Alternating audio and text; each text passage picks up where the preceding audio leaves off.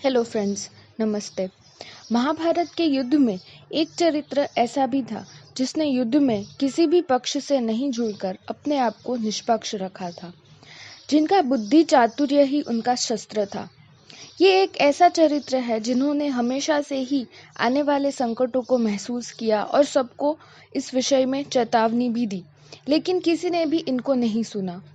तो आइए आज बात करेंगे व्यासपुत्र विदुर की। ऐसा माना जाता है कि जब विष्णु ने कृष्ण का अवतार लिया था, तभी इसका साक्षी बनने के लिए सभी देवता मनुष्य रूप में अवतार ले रहे थे, और इसी के चलते धर्म राजा यम ने भी पृथ्वीलोक में अवतार लिया, जो विदुर के नाम से जाने गए। और विदुर के जन्म की कहानी भी बड़ी दिलचस्प है, जहाँ कहते हैं जब राजमाता सत्यवती के पुत्र विचित्रवीर्य की मृत्यु हुई, तब राज्य को संभालने के लिए कोई वंशज नहीं था, और इसी के चलते विचित्रवीर्य की दोनों पत्नियां अंबिका और अंबालिका को महर्षि वेदव्यास के पास भेजा गया, ताकि नियोग विधि से वो पुत्र प्राप्त कर सके। और जब अंबिका ऋषि व्यास के पास पहुंची तो उन्होंने अपनी आंखें बंद कर ली, और इसी प्रकार उनको धृतराष्ट्र नामक पुत्र प्राप्त हुआ, जो जन्म से ही नेत्रहीन बना। और जब अंबालिका ऋषि व्यास के पास पहुंची तो वो बहुत ही ज्यादा डर गई, और फलस्वरूप बेहद कमजोर बालक का जन्म हुआ, जो पांडु के नाम से जाना गया। अब राजा बनाने के लिए एक स्वस्थ राजकुमार होना बहुत ही जरूरी था,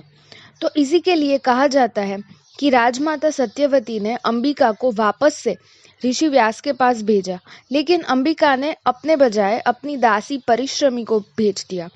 और उनसे जो पुत्र हुआ वो जाना गया विदुर के नाम से, और इसी के चलते विदुर को दासी पुत्र भी कहा गया है। इसी तरह विदुर हस्तिनापुर में बड़े होने लगे,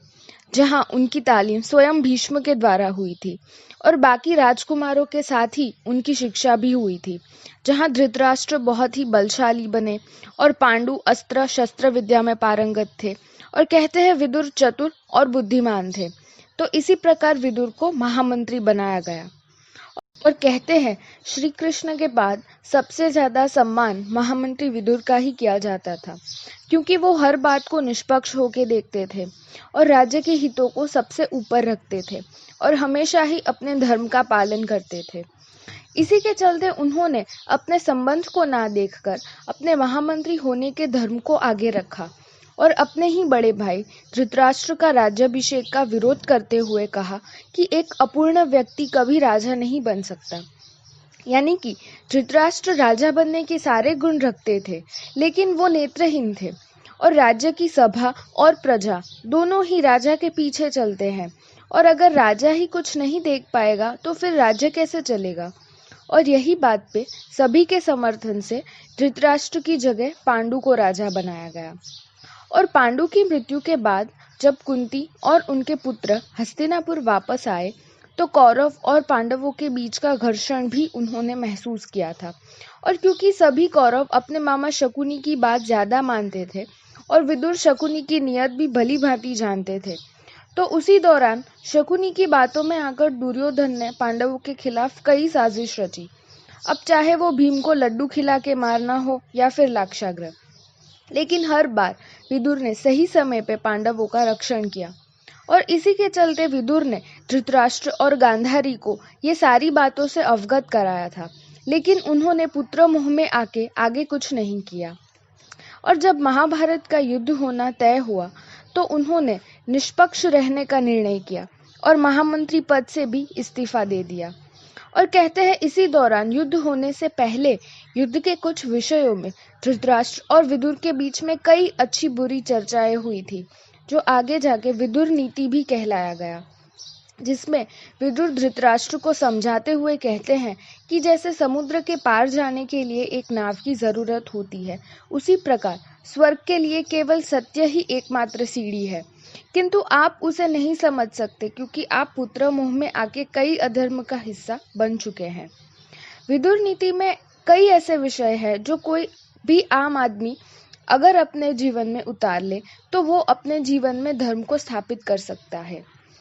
कहते हैं जब श्री कृष्ण युद्ध होने से पहले शांति प्रस्ताव लेके आए थे, तब उन्होंने दुर्योधन के बजाय विदुर के यहाँ रहने का फैसला किया था, क्योंकि विदुर ही एक थे जो निष्पक्ष थे और उनकी मेहमानगति में किसी भी प्रकार का स्वार्थ नहीं हो सकता था।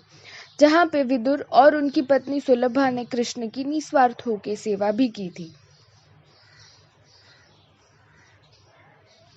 इसी के चलते महाभारत का भीषण युद्ध हुआ, जिसमें पांडवों को विजय मिली और युधिष्ठिर के राजा बनने के बाद विदुर अपने बड़े भाई धृतराष्ट्र और दोनों भाभियां गांधारी और कुंती के साथ अपना बाकी का जीवन व्यतीत करने के लिए वन में चले गए।